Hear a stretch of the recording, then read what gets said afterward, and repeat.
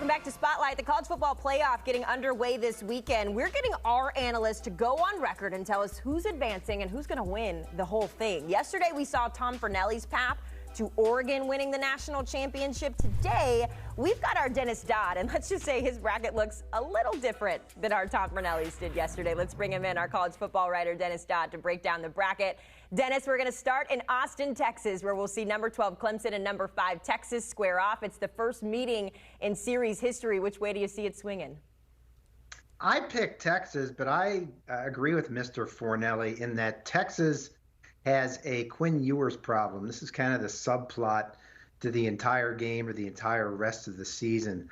I don't know if Texas, as constructed, can win a national championship with Quinn Ewers at quarterback. I do believe that with Arch Manning, they can, whether he becomes the starter or it just kind of sprinkled in there and gets some snaps and has a package. But I think in this game with Clemson, they're going to win. They have the most talent. They're favored by double digits. Clemson has Phil Maffa, their leading rusher, who now has an injury, so they don't have the ability to run the ball as they once did. So this is all going to be offensively on Cade Klubnik. So I think Clemson holds in for a half, but Texas on pure talent wins this game and probably wins it going away. Tigers are 2-0 versus the SEC this season, but according to you, Dennis, that will fall to 2-1 in 2024. Let's take the bracket to the shoe, where Ryan Day and the crew are feeling the pressure from those rabid Tennessee fans, Dennis. It's a battle of the 8 and 9. Who's walking away as the winner? I've got Ohio State, but again, subtext and kind of sidebar story here is Ryan Day. We all saw how the Michigan game ended, not just the result, but the way it was played. They didn't score in the second half. I was there. Ohio State, the second-ranked team in the country at the time, got booed in their own stadium. If Ohio State isn't moving the ball crisply by the second possession in this game, win or lose, there are going to be boos in a home stadium in a playoff game. Now, again, I think Ohio State's going to win this game. I think Tennessee's equipped to come in and pull off the upset, but I don't think they're experienced enough. They come in with the SEC's leading rusher, Dylan Sampson, and a good defense. I think that'll hold them in for a while. I just don't see Nico Iamaleava, the quarterback in his first year starting, in the cold, and I know we're going to talk a lot about the weather, in the cold, making a difference in that game. I think Will Howard with his feet and his arm will win that game. But watch Ohio State as we progress through my picks, how it goes. Kickoff temperature 22 degrees Fahrenheit in that game, so it's going to be quite chilly. That, of course, sets us up for a rematch that we'll get to in a minute. But for now, we go to State College, where Happy Valley will be happy, Dennis, if the 6-seeded Nittany Lions can take down the ACC newcomers in SMU, who currently are the 11th seed. Boise State awaits the winner. Who will they face, Dennis? Yeah, I've got in the Penn, are you talking about Penn State SMU? Penn State SMU, yeah. Who's going to face Boise? Yeah, of course. Yeah, first of all, they don't have to flush the toilet yet at Penn State. The stadium has not been winterized yet, so that's a big advantage there. But I think Penn State's going to win this game. The last image of me for Penn State is gaining 515 yards, 292 rushing against Oregon in the Big Ten championship game. And I think the offensive coordinator, Andy Kotelnicki, is at the height of his powers right now. He had whisperings from West Virginia, said he was going to stay at Penn State. James Franklin is probably going to win this game. This is SMU's maybe biggest game in history, if not since 1982 or 3 when they played Texas. Had they won that game, they might have played in the Cotton Bowl for the national championship. But I just don't think they match up in the trenches. Talent-wise, I think Penn State again wins this one going away. It'll be the third meeting all time between these two. You'd have to go back to 1978 for the last matchup. Last but not least here in these initial matchups, you got Curt Cignetti's number 10 Hoosiers taking on number 7 Notre Dame. It kind of feels like the underdog versus the underdog matchup here in this opening round. Who do you think advances? Well, this is a game on its surface that Notre Dame cannot win. Now, hang with me when I say that. If they win, they're supposed to. They're a national power against in-state school Indiana. If they lose, it's an embarrassment. It's not just a loss, it's an embarrassment. These teams have only played 28 times in their history. They haven't played since 1991.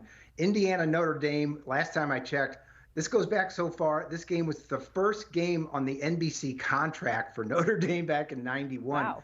Indiana hasn't won this game since 1950. Now, I don't have to tell you that Notre Dame obviously is favored in this game. They're separated by 200 miles. It might as well be 2 million miles. Why? Notre Dame has a distinct running advantage with Jeremiah Love.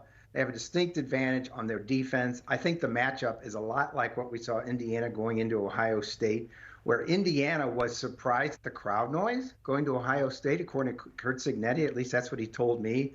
And that Ohio State had their silent count by the second series. That shouldn't be a surprise. They've got to get that fixed. But I think pure physicality wins the day for Notre Dame, and they win this one maybe 7 to 10 points. Okay, they get Georgia in the quarterfinals. That is where we're going next. We are going to start with the Peach Bowl, Dennis, where the Big 12 champion Arizona State Sun Devils will face off with Texas, who you have beating Clemson. Tom Fornelli yesterday gave the Sun Devils offense some really high praise, but ultimately said the defense is what's going to get them into trouble here. How do you feel about Texas ASU in this showdown? Yeah, I agree. I mean, that defense did not bail or barely bailed them out a couple of times, especially against BYU late. But this defense isn't going to win the game. I think this is a game with Texas. If they get over that first hurdle against Clemson, then they're going to be on a roll. They don't need Arch Manning in this game. I keep coming back to Arch Manning, but in the Peach Bowl, they will enjoy, I guess, a slight home field advantage. Texas fans are all over the place. Again, this is the biggest game in Arizona State history. I don't think they're ready for the bright lights. I love Scatterboo. I love Sam Levitt, but I think it's Texas in this one to advance to the semifinals. Let's move on to the Rose Bowl. It's an iconic venue, Dennis, for an iconic rematch. Number 8, Ohio State versus number 1, Oregon. The Ducks got it in October. Who gets it this time? Yeah, rematch, huh? A 1-point rematch. And that's why I think it's a mental hurdle for Ohio State to get past Tennessee. I just talked about everything that's going on there. Ryan Day's job. Will he get fired if he loses to Tennessee? I think once they get over Tennessee, that they make a run. Ohio State proved it is at least the equal of Oregon, the number 1 team in the country, when they played that game on, I think it was October 19th in Eugene. And it was only because Will Howard lost his time and space awareness and slid down and let the clock run out that they didn't win this game. They were setting up for a game-winning field goal. I think Ohio State is renewed mentally, and they win sort of a shootout in this game, maybe the game being in the 30s. Again, a takeaway from that Big Ten championship game was how flimsy and how, I guess, paper thin that Oregon defense was. I think Ohio State getting over in the first round, they beat Oregon in this one. Oregon is the current betting favorite to win the whole thing. So that is interesting, Dennis. We go to the Fiesta Bowl next for number 6, Penn State, and number 3, Boise State. Ashton Genty's first action in the CFP. How's it going to go? I think Penn State, Boise State has Ashton Genty. He needs 131 yards to surpass Barry Sanders for the all-time single-season record. He may get that, but it's not a complete team for Boise State. Once again, Penn State humming, and they advance to the semifinals. So I think we've got one more semifinal here, the Sugar Bowl between Notre Dame and Georgia, potentially without Carson Beck is the big storyline here. How much of an impact is that, and who wins this game? Oh, huge. I think this is one of the biggest stories of the playoff not being told. I'm hearing rumblings that Carson Beck, with that elbow, is not going to be available. So they've got Gunnar Stockton sitting there as a backup, who was admirable against Texas in the SEC championship game. But I think that's the difference in this game. They don't have the passing downfield that they'll need to beat Notre Dame, which is underrated defensively. And they control the ball with Jeremiah Love and that running offense, and they advance to the semifinals. All right, so here we go. We're down to our final 4 teams here in the semifinals. You've got the Cotton Bowl on one side, and you've got the Orange Bowl on the other. Let's start with the Cotton Bowl in Arlington, Texas, with a little bit of a home field advantage there, just right up I-90 or I-35, I should say, facing off with the best roster money could buy this season. Dennis, who's it going to be? I think it's going to be Ohio State. They're going to have a big home field advantage in the Cotton Bowl. But I think Ohio State now is a more complete team at that level against Texas. They have 2 good running backs. Will Howard, again, if he doesn't make those mistakes, will be good. At one time, they were number 2 or number 1 defense in the country, and I think they pull what at this point will be an upset to get to the championship game. So Texas is back, but just kind of back because they're not back in the championship game. If we talk about the Orange Bowl, Notre Dame and Penn State, this is iconic. With a chance to go to the title here, Dennis, who's it going to be? I think it's going to be Notre Dame. I think in probably an upset.